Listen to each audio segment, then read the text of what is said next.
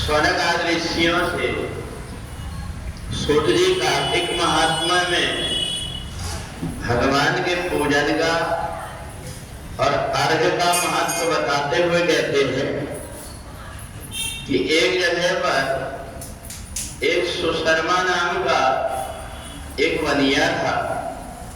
उसने अपने जीवन में बहुत प्रकार से धन संपत्ति कमाया, परंतु शरीर में एक ऐसा रोग लग गया जिसके कारण पति पत्नी दोनों चिंता में पड़ गए। बहुत प्रकार से उपाय किए परंतु उनके शरीर का रोग ठीक ना हो। तब उन्होंने एक जगह मंदिर में जाकर के महात्मा जी से पूछा कि आप ऐसा कोई उपाय बताइए जिससे मेरे पति को जो रोग लगा हुआ वो ठीक हो जाए।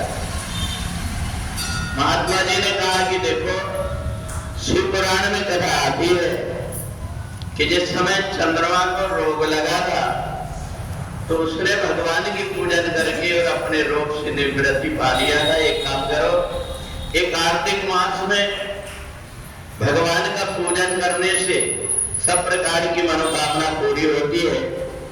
इसलिए कार्तिक के महीने में तुम भगवान का पूजन करो और जब चौथ आती है उस दिन तुम भगवान सूर्य को भी अर्घ देना और शाम तक के ओम नमो भगवते वासुदेवाय का जाप करते हुए जब चंद्रमा उदय हो तो चंद्रमा को अर्घ देकर के और अपने पति के ऊपर जो अर्घ का जल है वो छिड़क देना, उससे उनके रोग दूर हो जाएंगे। उसने कहा महात्मा जी, हमने तो ऐसा सुना है कि चौथ के चंद्रमा को नहीं देखना चाहिए। तो महात्मा जी ने कहा एक काम करो, आड़ करके तुम कोई कपड़ा लेकर के या छल्ली लेकर के उसमें देख करके और चंद्रमा को अर्घ देना। तो उन्होंने सारी विधि बताया कि प्रातः काल जब भगवान का पूजन करें एक करवा ले लें, करवा का पूजन करके और भगवान के लिए थोड़ा सा मिष्ठान का भोग ले लें, उसमें अर्घ के लिए थोड़ा सा दूध डाल करके, जल डाल करके, हल्दी कुमकुम छाल फूल बेलपत्ती डाल करके और चंद्रमा को अर्घ देना और जो जल है वो उनके ऊपर छिड़कना, इससे उनके सब प्रकार के दुख दूर हो जाएंगे। तो इसलिए जब उसने इस प्रकार का व्रत किया तो पति के रोग दूर हो गए। तब से हम लोग कार्तिक मास के कृष्ण पक्ष में जो तिथि है उसको करवा के द्वारा जल दिया जाता है, इसलिए करवा चौथ के रूप में माना जाता है।